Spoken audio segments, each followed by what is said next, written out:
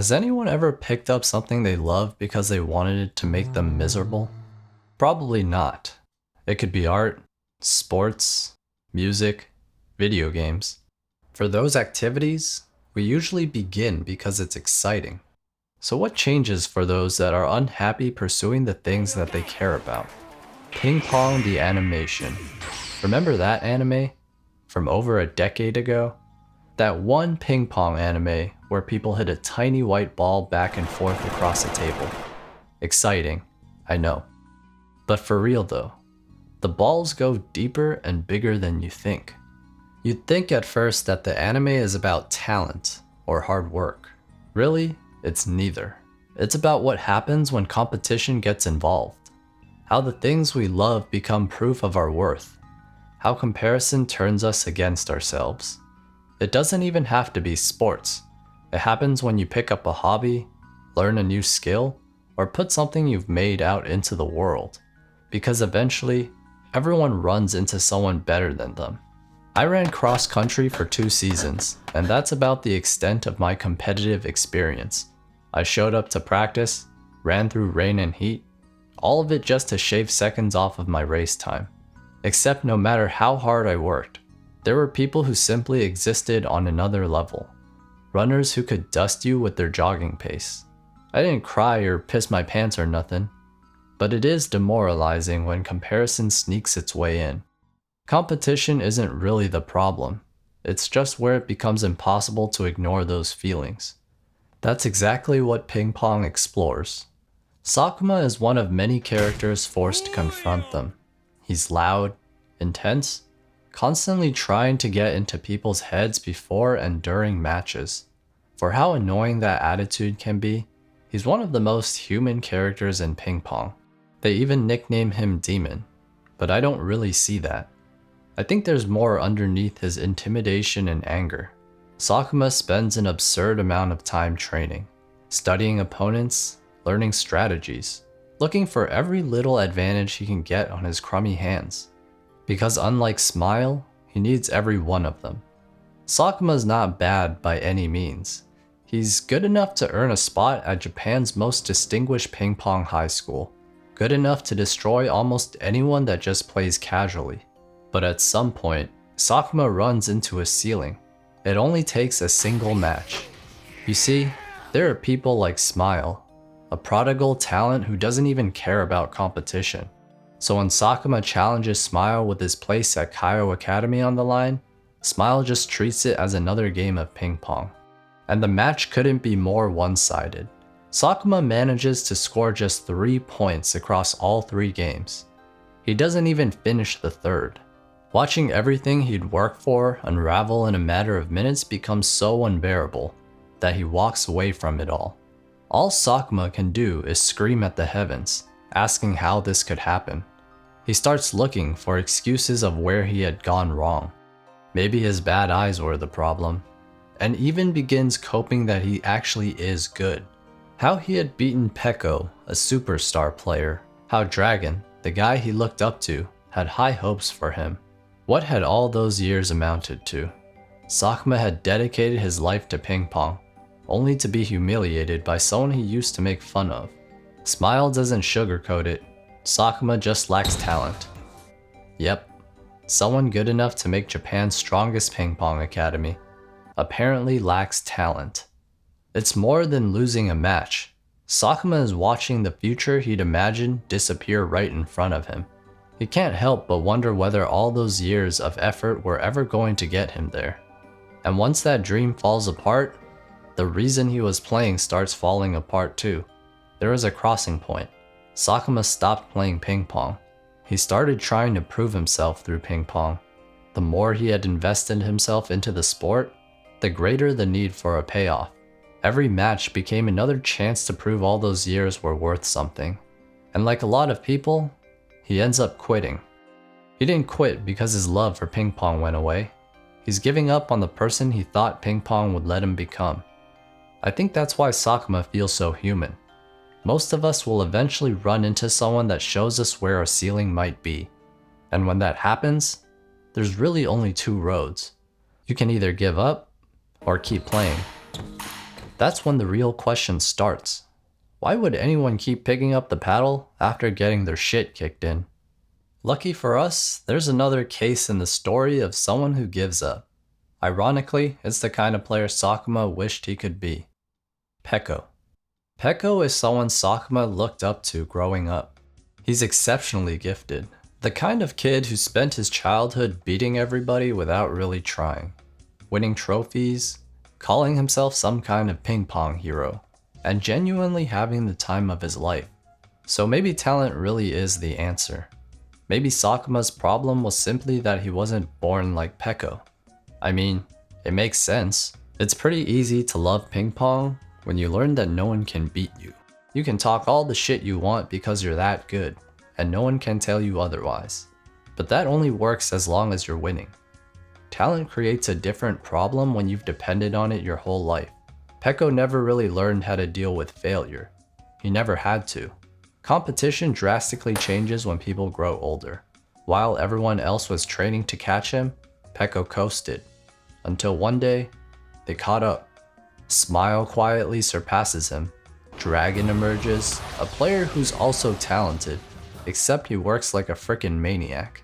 Then the nail in the coffin. Kong completely dismantles him. Peko doesn't score a single point. He still saw himself as a gift, the ping pong hero, but he wasn't even the best player around anymore. Peko genuinely believed he was destined to become some kind of champion. Kong forces him to confront just how far away that dream really is. He cries. Losing isn't new to Peko. It's not the thing that breaks him. This one is different. It was what the loss said about him.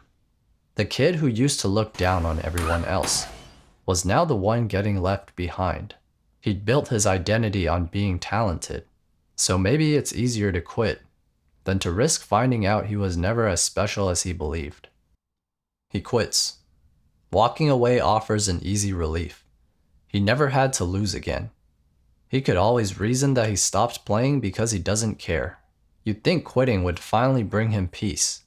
Instead, he starts smoking. Eats like shit. He gets fatter. None of that looks like someone who's moved on. It looks like someone who's trying to fill the hole ping pong left behind. That's what makes Peko and Sakuma strangely similar. One lacked talent, one had plenty of it. Yet both believed ping pong could tell them who they were.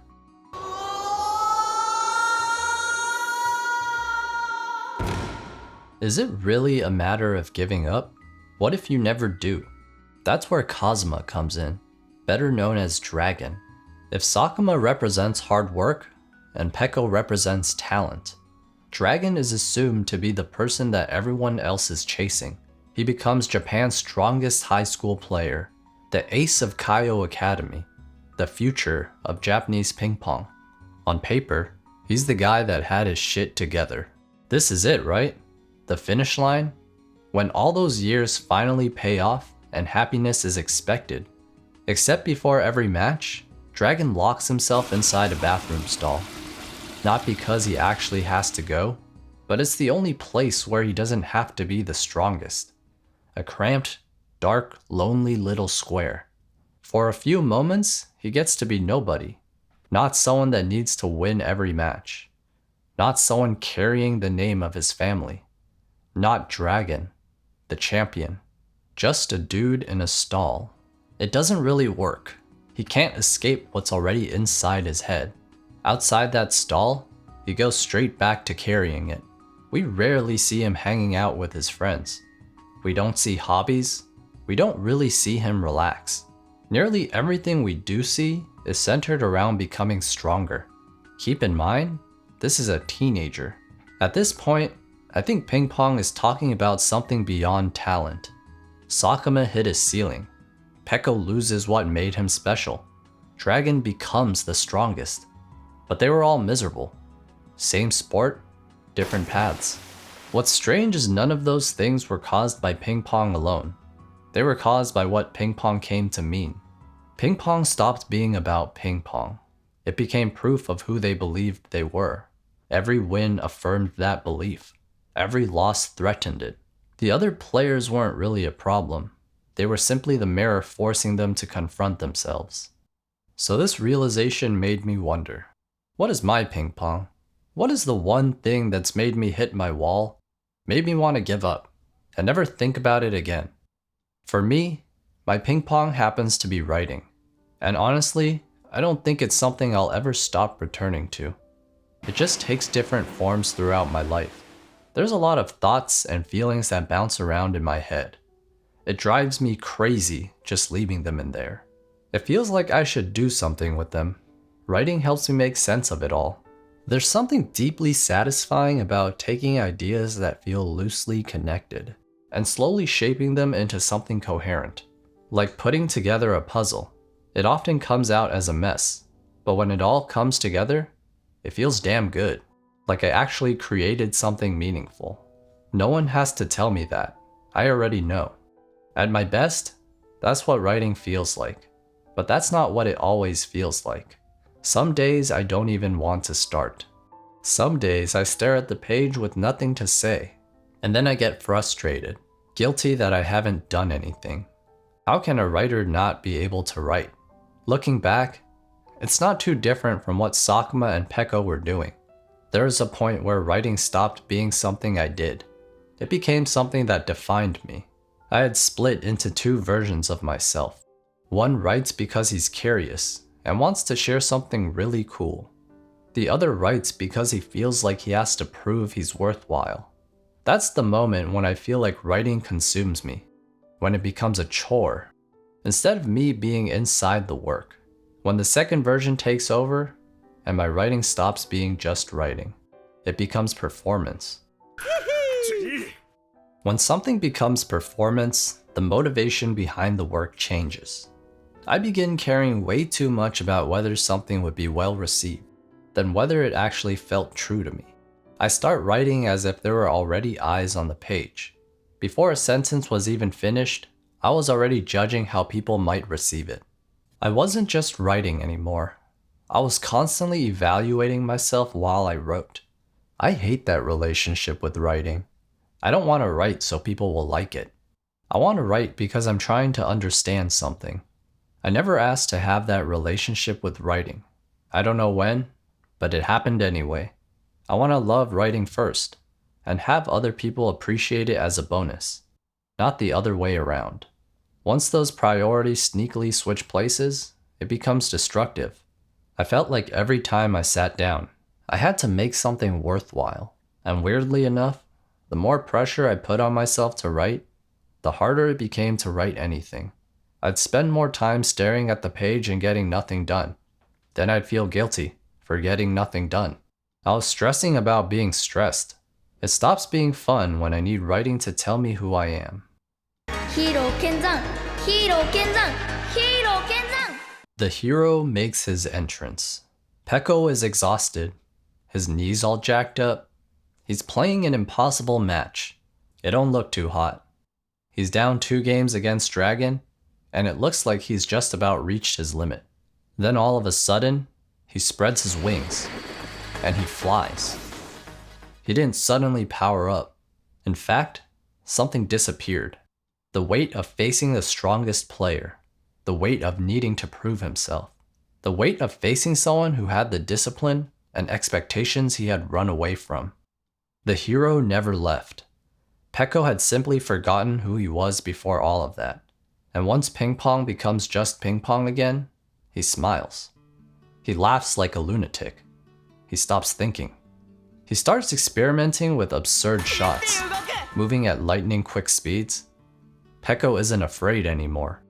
It's the first time that he's playing in a long time. He's just playing. Like a kid. I'd felt that before. The joy of being completely captivated by my own work. Being so inside the moment that I stop worrying about anything else. One thought naturally connects to another. Time seems to stand still. Suddenly, it's just me and the page. And it's a frickin' blast. Watching Peko, his light returned to him when he allowed himself to play. I had forgotten that. Writing was never the issue. It was the relationship that I had with it. I'm happiest when writing is just writing. When every sentence isn't a test for me to prove something. Thinking on it now, I remember why I write in the first place. Sitting with an idea, wrestling with it, and finally understanding something. That had always been enough, which is why I'd still want to write. Even if nobody ever listened to a single word. Even if I never uploaded another video.